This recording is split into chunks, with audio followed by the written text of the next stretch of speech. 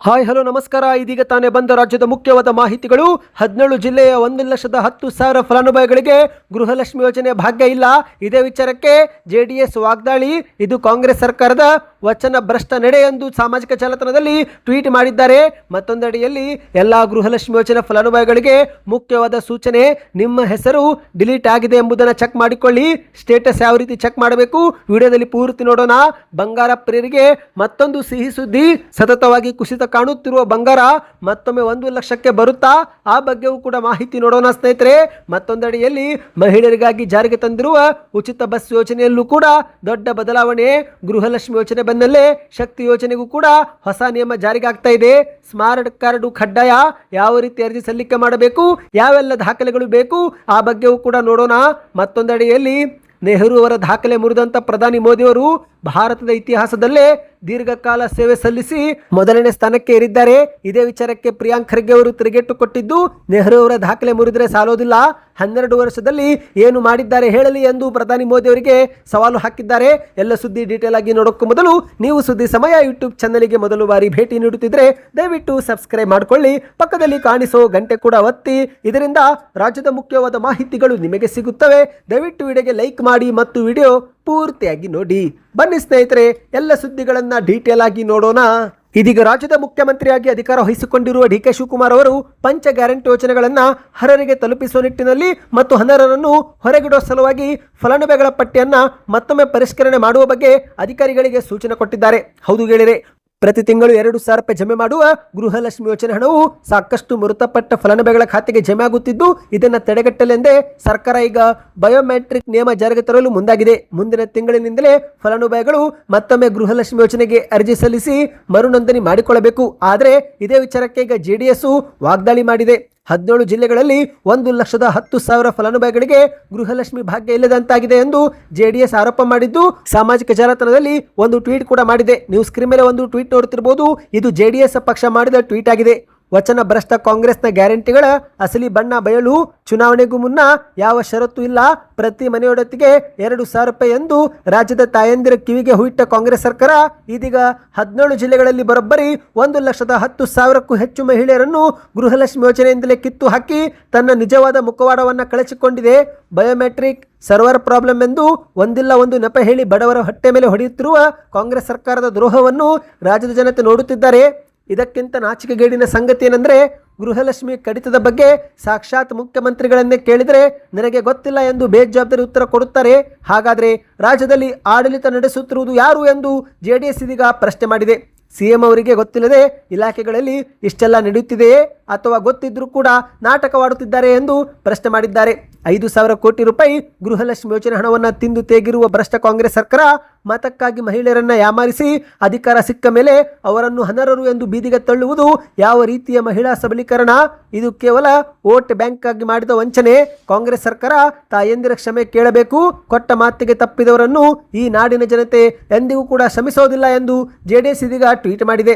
ಅಂದಹಾಗೆ ಸ್ನೇಹಿತರೆ, ಗೃಹಲಕ್ಷ್ಮಿ ಯೋಜನೆಗೆ ಸಂಬಂಧಿಸಿದಂತೆ ಮತ್ತೊಂದು ಮಾಹಿತಿ ಬಂದಿದೆ. ನೀವು ಕೂಡ ಗೃಹಲಕ್ಷ್ಮಿ ಯೋಜನೆ ಫಲಾನುಭವಿಗಳಾಗಿದ್ದರೆ ನಿಮ್ಮ ಹೆಸರು ಡಿಲೀಟ್ ಆಗಿದೆಯೋ ಎಂಬುದನ್ನು ಚೆಕ್ ಮಾಡಿಕೊಳ್ಳಬೇಕು. ಹೌದು, ಯಾಕಂದರೆ ಸ್ನೇಹಿತರೆ, ಪ್ರತಿ ಕುಟುಂಬದ ಯಜಮಾನಿಗೆ 2,000 ರೂಪಾಯಿ ನೀಡುವಂತಹ ಗೃಹಲಕ್ಷ್ಮಿ ಯೋಜನೆಯಲ್ಲಿ ಅನರ್ಹರನ್ನು ಹೊರಗಿಡಲಾಗುತ್ತಿದ್ದು, ಹಾಗಾಗಿ ನಿಮ್ಮ ಹೆಸರು ಇದುವರೆಗೆ ಇದೆಯಾ ಅಥವಾ ಡಿಲೀಟ್ ಮಾಡಲಾಗಿದೆ ಎಂಬುದನ್ನು ಚೆಕ್ ಮಾಡಿಕೊಳ್ಳಬೇಕು. ಈಗಾಗಲೇ ರಾಜ್ಯದ ಎಲ್ಲ ಜಿಲ್ಲೆಗಳಲ್ಲಿ ಗೃಹಲಕ್ಷ್ಮಿ ಯೋಜನೆಯ ಫಲಾನುಭವಿಗಳ ಪಟ್ಟಿಯನ್ನು ಪರಿಶೀಲನೆ ಮಾಡಲಾಗ್ತಾ ಇದೆ. ಈಗಾಗಲೇ ಹಲವಾರು ಜಾಗದಲ್ಲಿ ಆಕ್ರಮ ನಡೆದಿರುವುದು ಕೂಡ ಪತ್ತೆಯಾಗಿದೆ. ಆದಾಯ ತೆರಿಗೆ ಪಾವತಿ ಮಾಡುತ್ತಿರುವರು ಸರ್ಕಾರಿ ನೌಕರರ ಕುಟುಂಬಗಳು ಕೂಡ ಗೃಹಲಕ್ಷ್ಮಿ ಲಾಭ ಪಡೆದುಕೊಳ್ಳುತ್ತಿರುವುದು ಬೆಳಕಿಗೆ ಬಂದಿದೆ.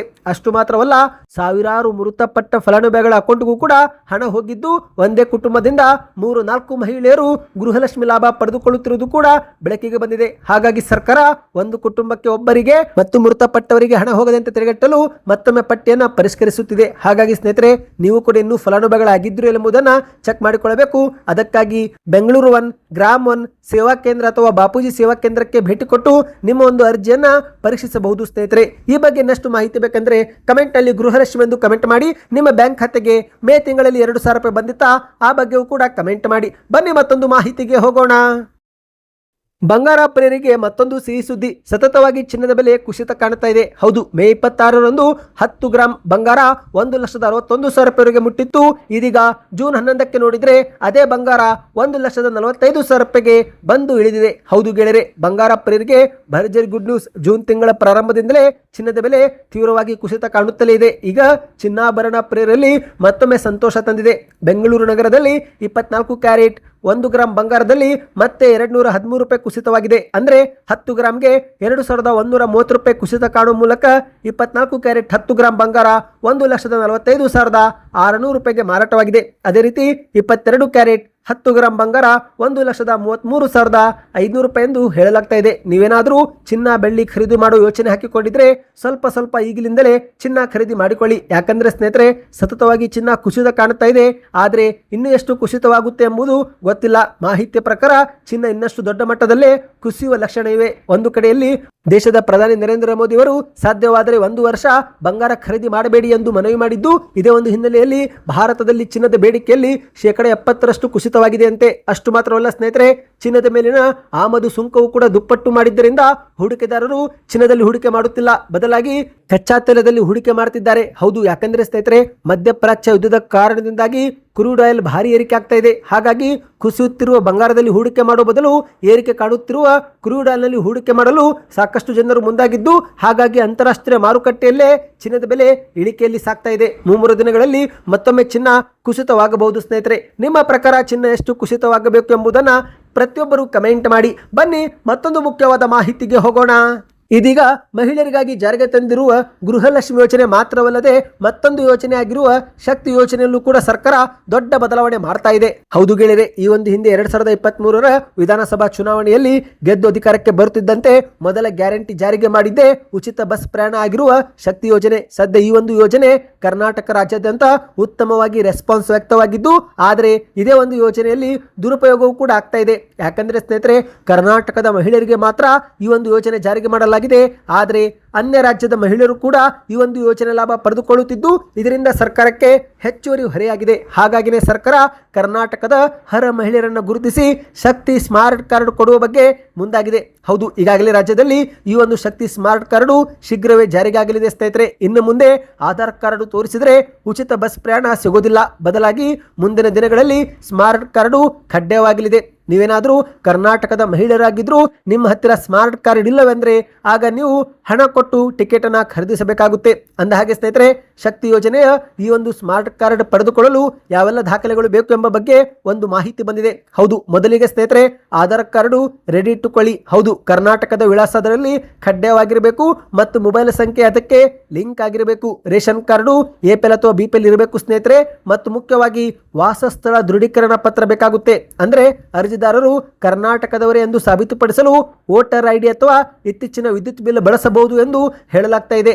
ಪಾಸ್ಪೋರ್ಟ್ ಸೈಜ್ ಫೋಟೋ ಕೂಡ ರೆಡಿ ಮಾಡಿ ಇಟ್ಕೊಳ್ಳಿ ಮತ್ತು ನಿಮ್ಮ ಮೊಬೈಲ್ ಸಂಖ್ಯೆಗೆ ಬರುವಂತಹ OTP ಪರಿಶೀಲಿಸಿ ಈ ಒಂದು ಶಕ್ತಿ ಸ್ಮಾರ್ಟ್ ಕಾರ್ಡು ಕೊಡಲಾಗುತ್ತೆ ಸ್ನೇಹಿತರೆ. ಒಟ್ಟಿನಲ್ಲಿ ಶೀಘ್ರದಲ್ಲೇ ಕರ್ನಾಟಕದ ಉಚಿತ ಬಸ್ ಪ್ರಯಾಣ ಯೋಜನೆಯಲ್ಲಿ ದೊಡ್ಡ ಬದಲಾವಣೆ ಆಗಲಿದೆ. ನಿಮ್ಮ ಪ್ರಕಾರ ಆಧಾರ್ ಕಾರ್ಡ್ನೇ ಸರಿ ಇತ್ತೋ ಅಥವಾ ಈ ಒಂದು ಶಕ್ತಿ ಸ್ಮಾರ್ಟ್ ಕಾರ್ಡ್ ಜಾರಿಗೆ ಮಾಡಿದ್ದೆ ಸರಿನೋ? ಇದಕ್ಕೆ ನಿಮ್ಮ ಅನಿಸಿಕೆಯನ್ನು ಕಮೆಂಟ್ ಮಾಡಿ ತಿಳಿಸಿ. ಬನ್ನಿ ಸ್ನೇಹಿತರೆ, ಮತ್ತೊಂದು ಮಾಹಿತಿಗೆ ಹೋಗೋಣ. ದೇಶದ ಪ್ರಧಾನಿ ನರೇಂದ್ರ ಮೋದಿ ಅವರು ಭಾರತದ ರಾಜಕೀಯ ಇತಿಹಾಸದಲ್ಲೇ ಒಂದು ಐತಿಹಾಸಿಕ ಮೈಲುಗಲ್ಲು ಸ್ಥಾಪಿಸಿದ್ದಾರೆ. ಹೌದು, ಭಾರತದಲ್ಲಿ ಅತಿ ಹೆಚ್ಚು ದಿನಗಳ ಕಾಲ ಸತತವಾಗಿ ಅಧಿಕಾರ ನಡೆಸಿದ ಪ್ರಧಾನಿ ಎಂಬ ಹೆಗ್ಗಳಿಕೆಗೆ ಮೋದಿ ಅವರು ಈಗ ಪಾತ್ರರಾಗಿದ್ದಾರೆ. ಹೌದು ಗೆಳೆಯರೆ, ಮೊದಲ ಭಾರತದ ಪ್ರಧಾನಿಯಾಗಿರುವ ಜವಾಹರಲಾಲ್ ನೆಹರು ಅವರ ಹೆಸರಲ್ಲಿದ್ದಂತ ಸುದೀರ್ಘ ಅವಧಿ ದಾಖಲೆಯನ್ನ ಮೋದಿ ಅವರು ಮುರಿದು ನೆಹರು ಅವರನ್ನು ಹಿಂದಿಕ್ಕಿದ್ದಾರೆ. ಹೌದು ಗೆಳೆಯರೆ, ಈಗ ಜೂನ್ 10ರಂದು ಮೋದಿ ಅವರು ಪ್ರಧಾನಿಯಾಗಿ 4,399 ದಿನಗಳು ಪೂರ್ತಿಗೊಳ್ಳುತ್ತಿವೆ ಸ್ನೇಹಿತರೆ. ಈಗ ನೀವು ಸ್ಕ್ರೀನ್ ಮೇಲೆ ಒಂದು ಪೋಸ್ಟ್ ನೋಡ್ತಿರಬಹುದು ಸ್ನೇಹಿತರೆ. ಇದರಲ್ಲಿ ಯಾವೆಲ್ಲ ಪ್ರಧಾನಿಗಳು ಎಷ್ಟು ದಿನ ಆಡಳಿತ ಮಾಡಿದ್ದಾರೆ ಎಂಬ ಕುರಿತಂತೆ ಮಾಹಿತಿ ಇದೆ. ಮೊದಲನೇದಾಗಿ ಸ್ನೇಹಿತರೆ, 6ನೇ ಸ್ಥಾನದಲ್ಲಿ 1,859 ದಿನ ಆಡಳಿತ ಕೊಡುವ ಮೂಲಕ ರಾಜೀವ್ ಗಾಂಧಿ ಅವರು 6ನೇ ಸ್ಥಾನದಲ್ಲಿದ್ದು, 5ನೇ ಸ್ಥಾನದಲ್ಲಿ ಅಟಲ್ ಬಿಹಾರಿ ವಾಜಪೇಯಿ ಅವರು 2,257 ದಿನಗಳು, ಮನಮೋಹನ್ ಸಿಂಗ್ ಅವರು 4ನೇ ಸ್ಥಾನದಲ್ಲಿ 3,657 ದಿನಗಳು ಮತ್ತು ಅದೇ ರೀತಿ ಇಂದಿರಾ ಗಾಂಧಿ ಅವರು 4,078 ದಿನಗಳ ಮೂಲಕ 3ನೇ ಸ್ಥಾನದಲ್ಲಿ ಮತ್ತು ಜವಾಹರಲಾಲ್ ನೆಹರು ಅವರು 4,398 ದಿನಗಳ ಮೂಲಕ 2ನೇ ಸ್ಥಾನದಲ್ಲಿ. ಸದ್ಯ ಮೋದಿ ಅವರೀಗ 4,399 ದಿನ ಆಡಳಿತ ಕೊಡುವ ಮೂಲಕ ಮೊದಲನೇ ಸ್ಥಾನಕ್ಕೆ ಏರಿದ್ದಾರೆ. ಇನ್ನಿದೊಂದು ಕಡೆ ಆದರೆ ಮತ್ತೊಂದೆಡೆಯಲ್ಲಿ ಕರ್ನಾಟಕದ ಗೃಹ ಸಚಿವರಾಗಿರುವ ಪ್ರಿಯಾಂಕ್ ಖರ್ಗೆ ಅವರು ಈ ಬಗ್ಗೆ ವ್ಯಂಗ್ಯವಾಡಿದ್ದಾರೆ. ನೆಹರು ಅವರ ದಾಖಲೆ ಮುರಿದರೆ ಸಾಲೋದಿಲ್ಲ, ಮೋದಿಯವರು 12 ವರ್ಷದಲ್ಲಿ ಏನು ಮಾಡಿದ್ದಾರೆ ಹೇಳಲಿ ಎಂದು ಸವಾಲನ್ನು ಹಾಕಿದ್ದಾರೆ. ಹೌದು, ಬೆಂಗಳೂರಲ್ಲಿ ಮಾತನಾಡಿದಂಥ ಪ್ರಿಯಾಂಕ್ ಖರ್ಗೆ ಅವರು ಮೋದಿಯವರು ನೆಹರು ಅವರ ದಿನಗಳ ದಾಖಲೆ ಮುರಿದರೆ ಆಗೋದಿಲ್ಲ, ಬದಲಿಗೆ ನೆಹರು ಮಾಡಿರುವ ಅರ್ಧದಷ್ಟು ಕೆಲಸವೂ ಕೂಡ ಮೋದಿ ಮಾಡಿದ್ದಾರೇನು ಎಂದು ಪ್ರಿಯಾಂಕ್ ಖರ್ಗೆ ಅವರು ಪ್ರಶ್ನೆ ಮಾಡಿದ್ದಾರೆ. ಇಷ್ಟು ವರ್ಷಗಳ ಆಡಳಿತ ಅವಧಿಯಲ್ಲಿ ಒಂದೇ ಒಂದು ಇಸ್ರೋ ಸಂಸ್ಥೆ ಅಥವಾ IIT ಸಂಸ್ಥೆ ಕಟ್ಟಿದ್ದಾರಾ? ಈ ಒಂದು ಹಿಂದೆ ನೆಹರು ಅವರು ಅಧಿಕಾರ ವಹಿಸಿಕೊಂಡಾಗ ಆಗ ಆರ್ಥಿಕ ಪರಿಸ್ಥಿತಿ ಹೇಗಿತ್ತು, ಈಗ ಹೇಗಿದೆ ಎಂಬುದನ್ನು ನೀವೇ ಸ್ವಲ್ಪ ತುಲನೆ ಮಾಡಿ ಎಂದು ಮಾಧ್ಯಮಗಳ ಮುಂದೆ ಹೇಳಿಕೆ ಕೊಟ್ಟಿದ್ದಾರೆ. ಸ್ನೇಹಿತರೆ, ಸದ್ಯಕ್ಕೆ ಎಷ್ಟೇ ಇತ್ತು ಈ ಎಲ್ಲ ಸುದ್ದಿಗಳು ಇಷ್ಟವಾಯ್ತಾ? ನಿಮ್ಮ ಅನಿಸಿಕೆ ಕಮೆಂಟ್ ಮಾಡ್ತಾ ಚಾನಲ್ಗೆ ಸಬ್ಸ್ಕ್ರೈಬ್ ಆಗಿ.